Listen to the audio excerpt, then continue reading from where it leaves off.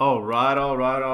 Hello, everyone. Welcome to another week of my weekly stock picks. This is the week of February 8th to February 12th. We had an interesting week last week. A lot more, rallying than green than red days. Kind of put a pause on the GameStop craze. So let's go ahead and jump into the S&P 500 chart and see how that's looking. All right. So if we take a look here. Originally, I thought this dip might have meant we were going to have that drop early, but now it seems more likely that we are still on pace for that 3,900 to 4,100 range. And if that happens, that'll give us a good idea of where that kind of bigger than expected drop is coming. I got it going as a wave two. There's a couple different options where this could happen. There's a few five waves within this, big, huge five wave that I have drawn out. But so far, we're on target. So far, looking strong. If we take a look at the indicators for the S&P 500, as you can see, it's not quite at the top, at the 180% mark of the overbought.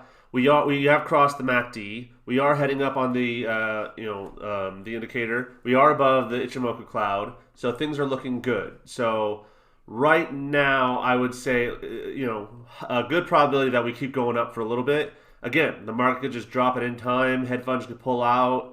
A lot of different things could happen. So let's keep an eye out. Don't over risk this week, okay? But there are some good plays out there, and I want to go through those with you. So for this week, Bed Bath & Beyond, funny enough, ended to the penny. Ended on the exact same closing price on Friday as it did last Friday. So that stayed as our number one performer. But Jumia jumped ahead of Palantir. Palantir kind of took a dip. So Jumia now is our second highest performing stock at 40.86% since I announced it. And we still have three stock picks that have hit their price targets. We have many that have hit price target 1 and price target 2, and a couple that are very, very close to price target 3. So this number should move up very soon. All right. Without further ado, and one of these picks may surprise you guys. So here are my 4 stock picks for the week. I have Yum Brands, Intel, surprising, right? Canoo, and Chevron. As always, I will give you my breakdowns, my buy zones, cut loss, and price target, just like I do every week. I send you the charts that I'm looking at. I send you what I'm seeing, but I also go through them in this video. So let's go ahead and jump into it. So right off the bat, let's talk about Yum Brands. Yum Brands, I've been waiting for this guy. I knew it eventually get here because I love Taco Bell. I know many of you are saying it's disgusting, but you know what? You get what you pay for. Instead of going to a Carl's Jr., we were paying $7 for a crappy burger. I'm going to Taco Bell, spending $5 and getting a ton of food.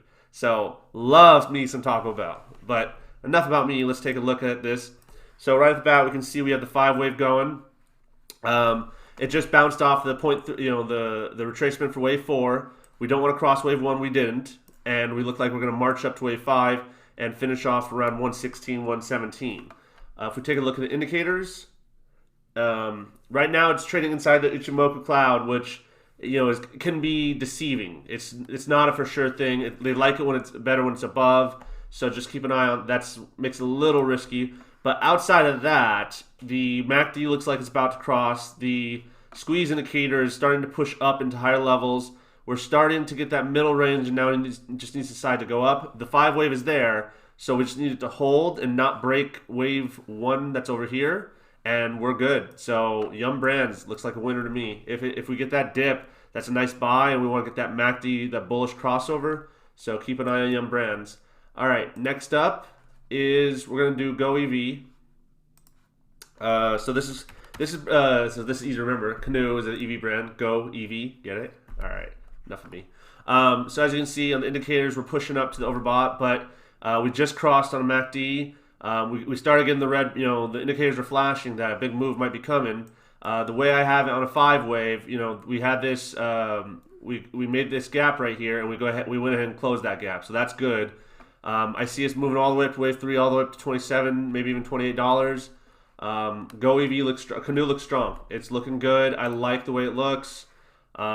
Indicators are saying this is high probability trade. If we get a nice dip, that's a good buy. So keep an eye on that one. So Chevron is next. Chevron was hit hard. EVs are the future, but that doesn't mean we're not going to have a need for oil. The only thing that concerns me is this gap below, but I think it's strong enough right now that it wants to keep heading up. I believe it has earnings coming up soon. We're just at the start of this wave 3, so this might be a good one. Let's check out the indicators. Indicators look good. We're just starting to push up on from oversold to heading towards overbought. MACD is looking ready to push. We are pushing down on the squeeze indicator, so we want to see that kind of come up. But with the other ones being good, let's take a look at the Ichimoku cloud. We're above that, so that's a good sign. We're slightly above it, and we're slightly above all the indicators. So let's see. I just want to make sure we are. Yep, right around there. So so far Chevron's looking strong. I think this is a good trade.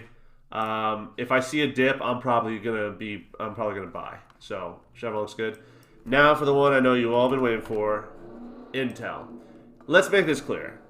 I do not believe Intel is a winner long term, but I'm here to make you guys money. The trading setup right now, the short-term setup, is more favorable than AMD. It had this open window, it closed it, so now we're looking on marching up to wave 3. Let's take a look at the indicators. How's it looking on all my moving averages? Above all moving averages. That's a strong sign. Let's take a look at it's in the lower half of the RSI, so that's good. It's looking like it wants to push up and go over that bullish crossover on the MACD. It is coming down on the squeeze indicator, which isn't a problem. We can easily see it come back up. We've seen that do that many times, or even if it goes down a little, or we start flashing red. Who knows? Maybe we just go sideways for a bit and then we get a big pop.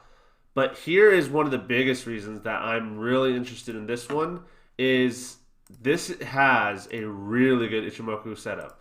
So Ichimoku, you want it above the cloud and you want it when it's about to cross. Those are the two things that they say to look for, and it has both. It's above the cloud and these things are about to cross. It has the 5-wave setup. It has the MACD about to cross. There's a lot of good indicators in its favor. So this looks like a high probability setup. Now, at any point in the stock market, stocks can drop. I can't control that, but what I can do is gather enough data that shows, hey, it looks like there's a good chance this is a strong trend. And even if you look at the lagging indicator here, because it's so far from the price action, it's saying that it is a strong trend. So we've got a lot of indicators on Intel saying that this could move soon. So I'm personally going to be buying Monday morning, and I'll buy more if we get a nice little dip. So just want to give you guys a heads up on Intel. All right, let's go on to our earning plays. So Yeti, I think Yeti has been doing really good. A lot of people are buying Yetis, coolers, things to keep safe. A lot of people are still going camping even during COVID, so I think they could surprise and have a good year. Future guidance is going to be a concern for me.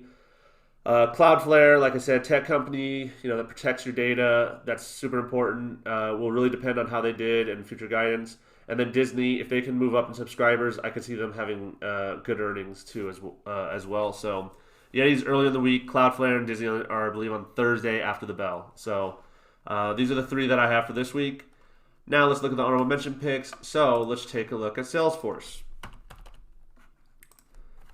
So Salesforce is looking like it's looking stronger now. So it dipped down this, it's closed that window. So it now looks like it's ready to move on and go to much better places. So let's turn this guy off real quick.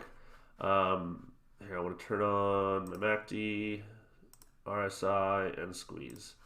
All right, so if you look, yes, it is in overbought territory. However, the MACD is heading really strong. The squeeze indicator is heading really strong. I would say the momentum continues. It just looks really good. And then if we take a look at the Ichimoku cloud, it's about to go above it. And so when it does and these cross, that's a really good sign. So look how big the cloud is moving forward. It looks like Salesforce has a really, really good potential for the future. So I would say I'm in shares in this one. I'm also have long-term calls for this. So I'm looking to cash in on Salesforce's success, especially once the Slack sale becomes official. So that's Salesforce. And up next is, I believe it's Grow Generation. Yeah, Grow Generation. So this is a marijuana company that sells you all the stuff that you need to grow. Like I said, it's above the Ichimoku cloud and it's about to cross. That's a good sign. The only thing that concerns me here is the RSI a little bit, but you got the MACD and the squeeze indicator going in the right direction. So Little bit of a concern, but not too bad. It's already halfway up. That's why this wasn't a stock pick. I looked at this last week, and I should have gone for it, but the indicators didn't look too convincing. But as you can see last week, I mean, this thing took off. So would have been a great pick last week. I should have pulled the trigger, but I didn't. So here it is this week. Maybe we can catch this and make a cool $20 per share on a nice finish off on wave 3. Okay, up next is FCell. So FCell had earnings a little while ago, and they bombed it, but they didn't. They only went down in the morning and then completely recovered throughout the rest of the day. As you can see, we have nice trend line support here.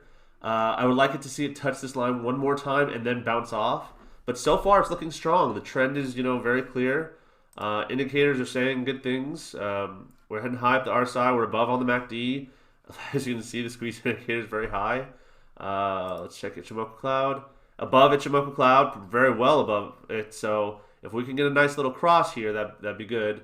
But so far, FCell is looking strong. It's just because it's been running so hard lately, it just the risk to reward ratio wouldn't make it a good stock pick. So this is going to be a little bit higher risk, but it could pay off. I mean, this thing could just keep going. So I mean, it's a part of an EV play for battery and technology. So pretty good.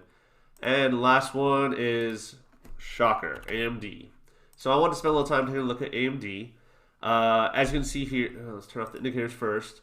As you can see here, there is a 5-wave setup here. The only issue I see is that things are heading down, indicators are heading down, all indicators are heading down right now. So I could see a bit of sideways action, kind of building a base, and then finally taking off. So like I said, everything that I have looked at for AMD looks good as far as the long-term hold, as far as future of the company, as far as beating Intel. But if you're looking to make a trade in the next 2 months, next month, Intel looks like the stronger pick. Once you've exited Intel, so that's what I think may happen is that people will exit Intel once it's gone off for a while, because what happened last year, Intel went down, AMD went up. So maybe people are taking their money at AMD, just trying to go into different areas of the semiconductor sector. So that could be what's happening. So, like I said, both of them will be good companies, both good stock picks, but I think AMD has a brighter future. Intel has the better setup and the better indicators right now. So just something to keep in mind on. And those are my stock picks of the week. So honorable mentions are Salesforce, Growth Generation, FCell, and AMD. My earning picks are Yeti, Cloudflare, and Disney. And then, as I showed you earlier, my stock picks of the week are Yum, Intel, Canoo, and Chevron. I wanted to give you guys a nice mix of, we got some food, we got some tech here, we got some EV, and we got some, this is more of a value play, I guess, oil and industry. So, gave you guys a nice little variation of what I normally pick is very tech heavy. So, hope you guys have a great week. Hope we all make a lot of money, and just be careful, don't over risk. And if you have questions, message me. I appreciate you guys following me on Twitter @Don'tFeedBear, and you guys have a great week. All right, take it easy, everybody. Bye.